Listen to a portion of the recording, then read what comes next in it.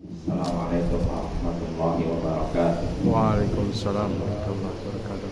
Alhamdulillah wassalatu wassalamu ala Rasulillah wa ala alihi wa sahbihi wa man wala amma ba'd.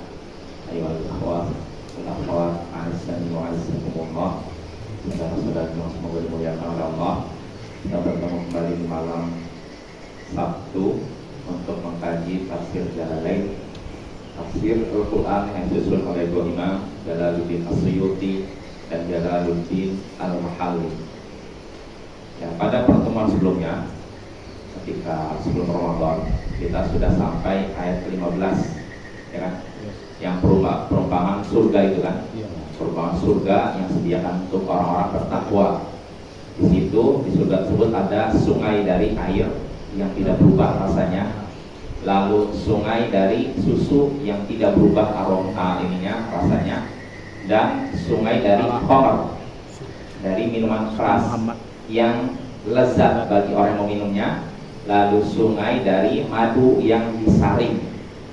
Jadi ada 4 macam sungai di surga. Tadi sungai dari air yang tidak berubah rasanya, lalu sungai dari susu, sungai dari khamar, lalu terakhir sungai dari madu. Ya, Allah menyebutkan demikian. Lalu Allah nyatakan, dan mereka juga selain dapat sungai, mereka juga dapat segala buah-buahan dan dapat ampunan dari Tuhan mereka. Ini orang beriman. Nah, apakah nasib mereka? Sama seperti orang yang abadi di neraka, lalu diberikan air yang panas sehingga terpotonglah usus-usus mereka. Sama tidak nasibnya? Tidak sama. Ini Allah ingin membuatkan perumpamaan supaya kita mau berpikir, supaya orang-orang musyrik mau berpikir bahwasanya nasib mereka tidak akan sama dengan nasib orang-orang beriman. Itulah yang kita bahas pada pertemuan sebelumnya. Sekarang kita masuk saja pembahasan baru ayat ke-16 dan 17. A'udzu billahi minasyaitonir rajim. Wa minhum man yastami'u ilaik hatta idza kharaju min 'indika qalu lil ladzina utul 'ilma madza qala anifa ulaika alladzina taba'a Allahu 'ala qulubihim wattaba'u ahwa'ahum walladzina ihtadaw zadahum hudaw wa atahum taqwahum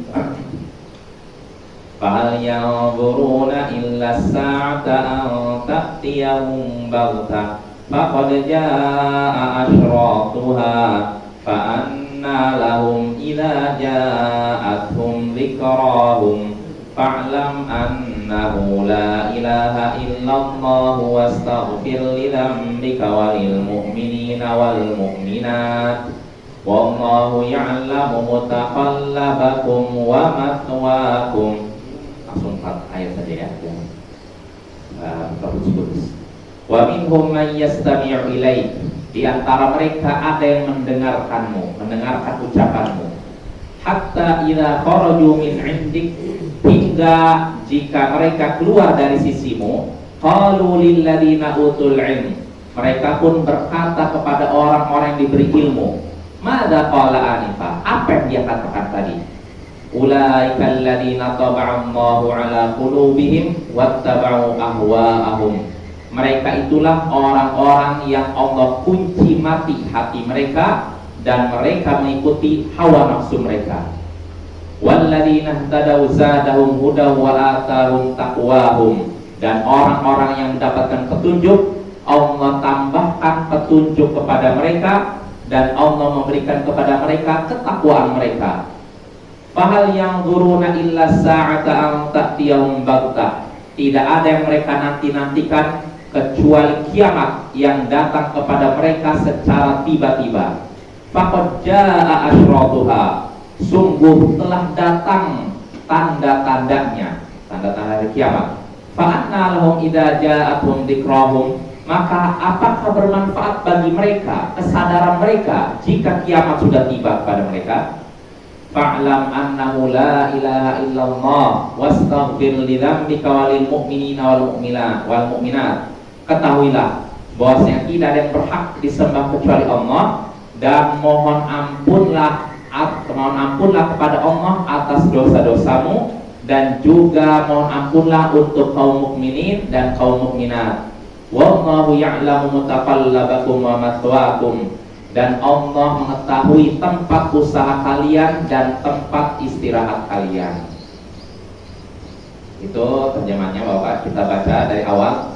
Di antara mereka ada yang mendengarkan ucapanmu, hingga jika mereka keluar dari sisimu, mereka berkata kepada orang-orang yang diberikan ilmu, apa yang ia katakan tadi? Mereka itulah orang-orang yang Allah kunci mati hati mereka, dan mereka mengikuti hawa nafsu mereka. Dan orang-orang yang sudah mendapatkan petunjuk, Allah tambahkan petunjuk kepada mereka, dan Allah berikan kepada mereka ketakwaan mereka. Dan tidaklah yang mereka nantikan kecuali kiamat yang datang kepada mereka secara tiba-tiba. Sungguh telah datang tanda-tandanya. Maka bermanfaatkah bagi mereka kesadaran mereka jika kiamat telah datang kepada mereka? Maka ketahuilah tidak ada yang berhak disembah kecuali Allah. Mohon ampunlah kepada Allah atas dosa-dosamu, dan untuk orang-orang beriman dan yang orang beriman laki-laki maupun perempuan, dan Allah mengetahui tempat usaha kalian dan tempat istirahat kalian. Ini 4 ayat Bapak ya. Nah, kita bahas ayat yang ke-16. Di sini ayat 16. Di antara mereka ada yang mendengarkan ucapanmu.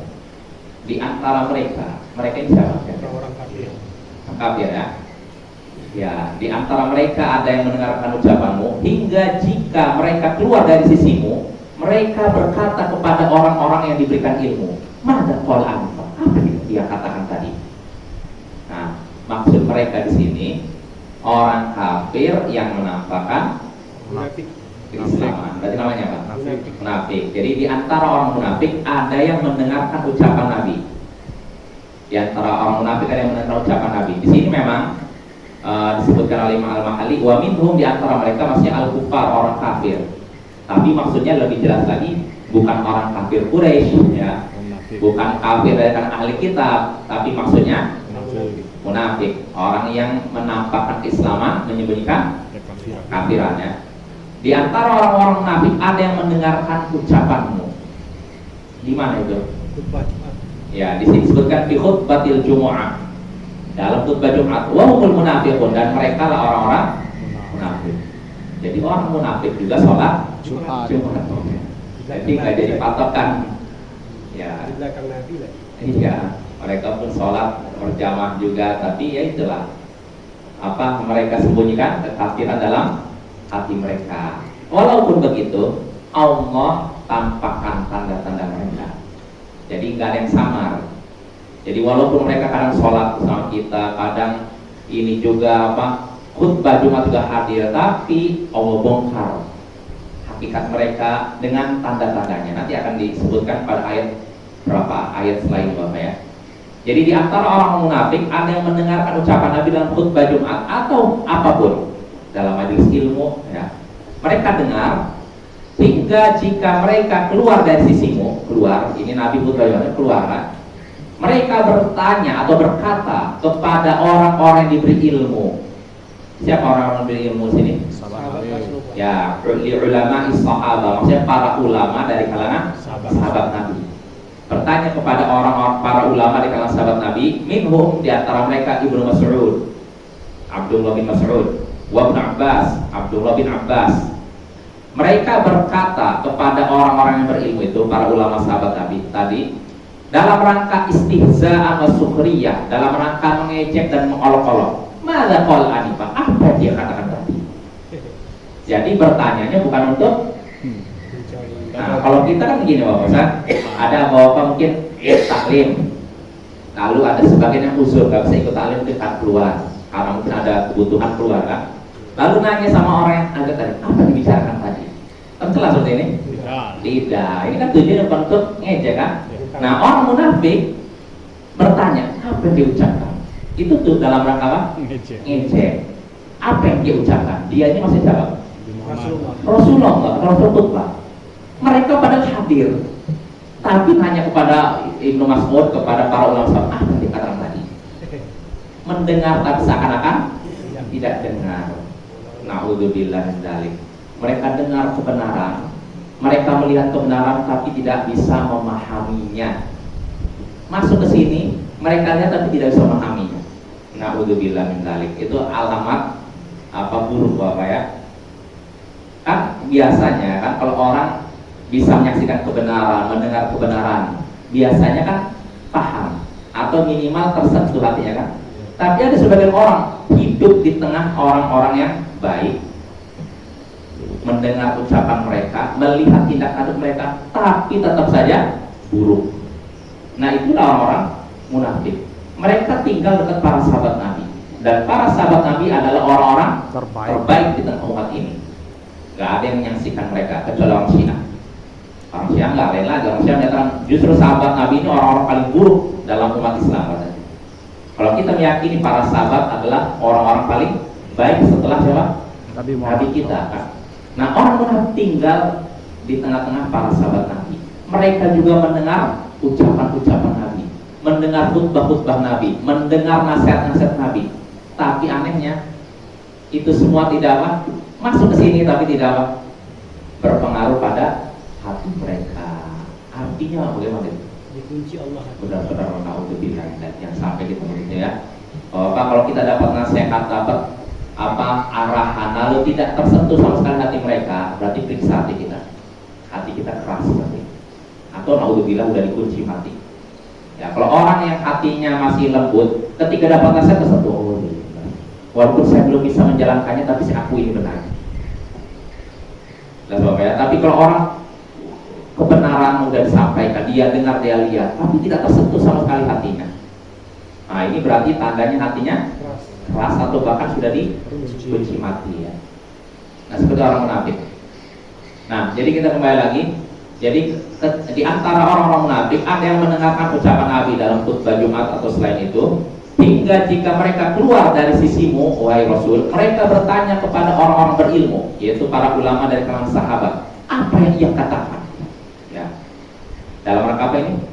Mengejek ya. Maka Allah katakan ulaikal ladzina taba'allahu ala qulubihim. Mereka itulah orang-orang yang Allah kunci mati hati mereka. Gara-gara apa?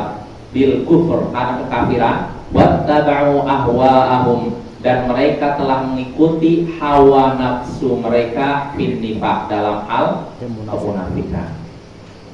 Nah, ini jadi jangan sampai sekali lagi kita menyaksikan kebenaran lalu berpaling. Ya, berpaling. Karena sekali kita berpaling bisa Allah palingkan terus. Allah sebutkan dalam surat Shaf kan, falamma zaghu azaghallahu qulubahum. Tatkala mereka berpaling, maka Allah palingkan hati mereka. Tatkala mereka melenceng, Allah lencengkan hati mereka. Maka hati-hati, kita melihat kebenaran, mendengar kebenaran, jangan sampai berpaling. Kalau memang belum ngamalkan, tetap terima. Saya akui ini benar, tapi saya masih belum bisa, nggak masalah. Tapi kalau sudah ini tahu kebenaran, nggak mau sekali, bahkan menentangnya. Nah ini dikhawatirkan apa? Makin menyimpang.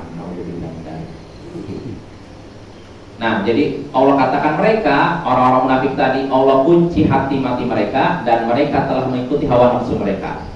Ini keadaan orang-orang munafik, orang kafir yang menampakkan Islaman dan keimanan.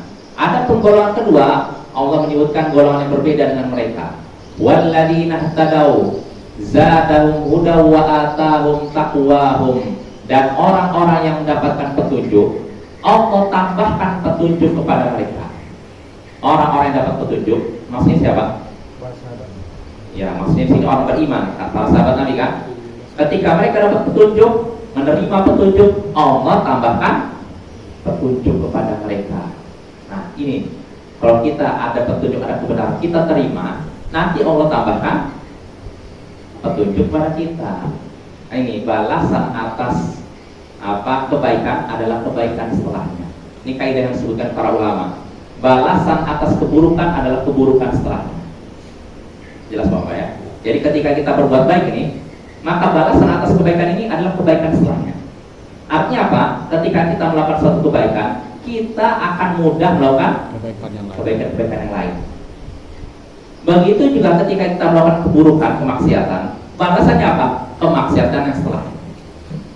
Setelah kita melakukan maksiat ini, nanti kemaksiatan merembet sampai besar. Ketika kita mengambil kesesatan, maka ini akan mengarahkan pada apa? Kesesatan yang lebih parah. Jangan dianggap remeh ya, ini salah, sesat, diterima. Ya, kita tolak ya. Nah di sini Allah katakan sekali lagi, dan orang-orang yang dapat petunjuk, yaitu orang-orang beriman, mereka Allah tambahkan kepada mereka petunjuk.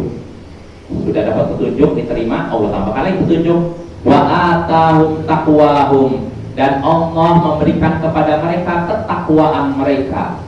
Maksudnya apa? Alhamahum ma yattaquna bihin nar. Allah memberikan ilham kepada mereka untuk melakukan sesuatu yang melindungi mereka dari neraka. Jadi ketika mereka menerima petunjuk nih, mereka dapat petunjuk, diterima, balasannya apa? Petunjuknya ditambah, hidayahnya ditambah, plus bisa melakukan perbuatan yang melindungi mereka dari neraka. Nah ini buah dari menerima petunjuk. Jelas Bapak ya, ini dari dua ini lihat tuh, keadaan yang beda. Yang satu udah dengar petunjuk berpaling, akibatnya apa? Allah kunci hati-hati mereka kan. Yang kedua dapat petunjuk lalu apa? Diterima. Akhirnya apa? Ditambahkan lagi petunjuknya, lalu diberikan kemampuan untuk melakukan apa? Perbuatan yang melindungi mereka dari neraka. Lalu Allah katakan, fahal yang buruna illa sa'ata al ta'tiyahum baghtah. Maka tidak ada yang mereka nantikan kecuali kiamat yang mendatangi mereka secara tiba-tiba. Tidaklah yang mereka nantikan kecuali kiamat yang datang kepada mereka secara tiba-tiba. Tidak ada yang mereka nantikan. Siapa mereka di sini? Nah, di sini kata Imam Al-Mahali, kufaru Makkah, orang-orang kafir di Makkah. Maksudnya siapa? Kafir Quraisy ya. Jadi tidak ada yang dinantikan oleh kafir Quraisy itu kecuali kiamat yang datang kepada mereka secara tiba-tiba. Faqad jaa asyratuha, sungguh telah datang tanda-tandanya. Tanda-tanda apa? Kiamat. Allah sebutkan sudah datang tanda-tandanya. Kata Imam Al-Mahali, alamatuha, yaitu ciri-cirinya, alamat-alamatnya. Apa itu? Minha, diantaranya, diantara tanda-tanda kiamat, bi'tatun Nabi sallallahu alaihi wasallam, diutusnya Nabi Muhammad sallallahu alaihi wasallam. Ini tanda kiamat ini. Ya. Lalu wajhiqaqul qamar, terbelahnya bulan. Bulan pernah terbelah? Pernah. Kejadiannya ketika masih di Mekah. Jadi ketika itu orang kafir musyrikin Quraisy menantang Nabi, kalau memang memang Nabi, belahlah bulan. Maka Rasul bilang, lihatlah, bulan langsung terbelah. Dan itu disaksikan oleh orang musyrikin Quraisy yang ada dekat Nabi, bahkan tempat lain. Apa ini? Terbelah. Namun apa reaksi mereka setelah itu?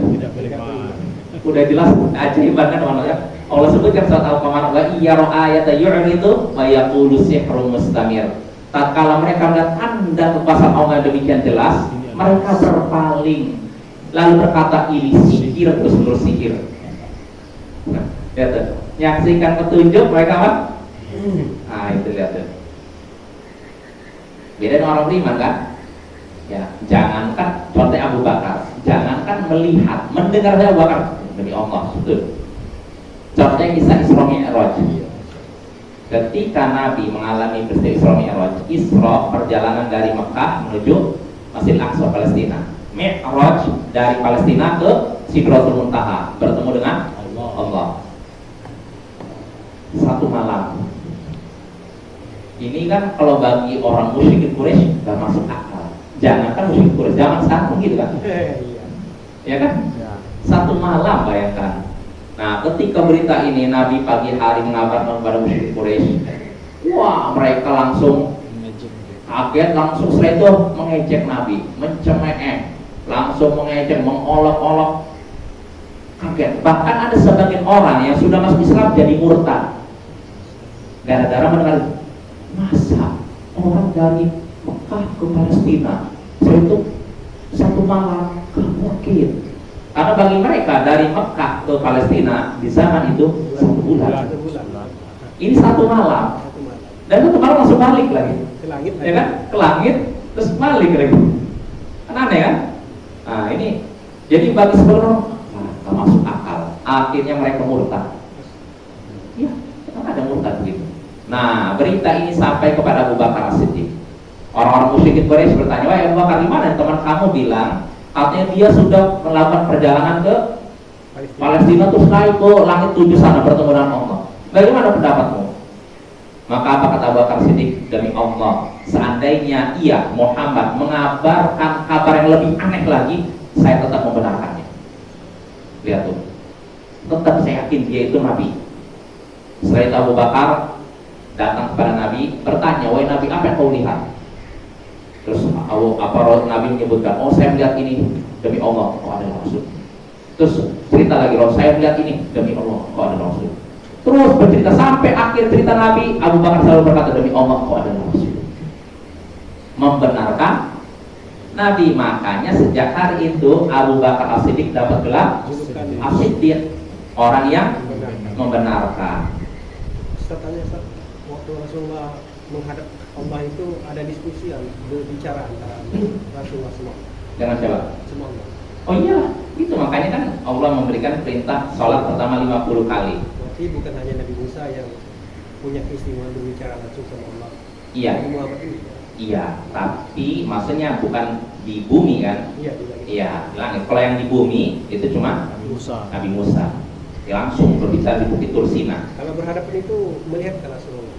Nah, itu yang terjadi perbedaan pendapat di antara ulama. Jadi apakah beliau melihat langsung melihat Allah dengan mata kepala beliau atau tidak? Allah alam. Pendapat yang kuat, beliau tidak melihat langsung. Makanya beliau ketika ditanya, "Apa kau melihat Allah?" "Nur." "Anallahu," kata beliau, "cahaya." Bagaimana saya bisa melihat cahaya? Ada tidak lihat Allah alam, tidak lihat secara langsung. Nah itu Bapak ya. Jadi sikap orang beriman ketika mendengar kabar dari Nabi, mendengar wahyu, akan menerima dan tidak menolaknya. Walaupun wahyu itu, ayat itu belum dia pahami maksudnya, tapi kalau itu memang ayat dari Al-Quran, dia terima. Ini sikap orang yang beriman. Beda dengan orang-orang munafik, orang musyrik, atau sebagian orang zindiq yang menolak ayat Al-Quran, bahkan menolak hadits Nabi juga dengan alasan tidak masuk akal. Nah kita nggak boleh seperti itu. Selama itu ayat Al-Quran, ayat Al-Quran kan, bahkan bukan Al-Quran ya, hadits. Selama suatu hadits itu sahih dari Nabi, kita terima, walaupun akal kita belum. Ya, jadi jangan sampai kita menolak hadits yang sahih dari Nabi dengan alasan tidak masuk akal. Seperti sebagian orang di zaman ini ada yang menolak hadits Nabi tentang lalat. Dalam Sahih Bukhari, kalau misalkan lalat hinggap di suatu tempat minum, maka celupkanlah, lalu buanglah. Yang buang bukan airnya, maksudnya lalatnya. Kenapa? Karena di salah satu sayap lalat ada racun, di sayap lainnya ada penawarnya. Ini hadis dalam Sahih Bukhari, kitab paling sahih setelah Al-Quran. Tapi ada orang yang dianggap cendekiawan Muslim menolak hadis ini dengan alasan lalat itu jorok, mana mungkin ada. Sudah begitu. Sudah dibuktikan sama mikroskop zaman sekarang. Ternyata di satu sayapnya itu ada bakteri jahat, di satu sayapnya ada bakteri baik. Saling menetralkan dia berdua. Nah itu kan. Kalau dan kita yakin pasti kabar Nabi tidak mungkin dusta, ya pasti benar ya, dan terbukti ya. Kalau dia masuk yang panas, kalau keluar enggak ada. Iya. Ya artinya kita harus cek lagi ya, cek lagi apakah benar mereka begitu. Kalaupun mereka sampai, itu juga bukan keutamaan bagi mereka. Ya Bapak ya. Karena memang Allah kadang melebihkan orang kafir dari sisi apa? Mungkin pengetahuan, kemampuan fisik. Itu sejak zaman dahulu. Bahkan sejak zaman para rasul yang unggul itu orang kafir, Orang Romawi. ya kan? Firaun. Kaum Ad, Fir'aun, mereka rata-rata orang yang punya pengetahuan, punya kekuatan fisik. Jadi itu bukan jadi patokan bahwa ya. Adidaya gitu. Iya, negara adidaya, dan negara adidaya dari dulu memang orang kafir. Ketika Nabi Muhammad diutus menjadi Rasul, udah ada dua negara superpower adidaya, Romawi, Persia. Iya. Sama seperti zaman sekarang kan. Iya. Kalau yang tahun 90-an kan dulu, sebelum tahun 90-an ada Uni Soviet, ada Amerika. Uni Soviet runtuh, Amerika sendiri. Sekarang mulai muncul Cina. Cina ya. Ya kalau mungkin sih, kalau kita yang belajar agama, yang tahu tentang iman dan kekafiran, nggak akan tertipu dan kagum oleh itu. Karena itu sudah sunatullah. Orang-orang kafir memang dari zaman dahulu mereka selalu unggul dari sisi apa? Dunia. Iya. Dan itu sudah Allah kabarkan, ya'lamuna dhahira minal hayati dunya wa hum 'anil akhirati hum ghafilun. Mereka itu tahu perkara lahir dalam masalah dunia, perkara yang tampak dalam masalah dunia, tapi dalam masalah akhirat mereka itu lalai. Ini orang kafir. Jadi jangan heran orang kafir kok mereka sampai punya ahli semut. Semut pun mereka punya profesornya, meneliti semut, masya Allah. Mati deh. Iya, mereka sangat perhatian bagaimana semut itu, masa kawinnya bagaimana, masa bertelurnya, ngerti mereka. Tapi dalam masalah akhirat mereka sangat. Yang penting cukup Bapak ya.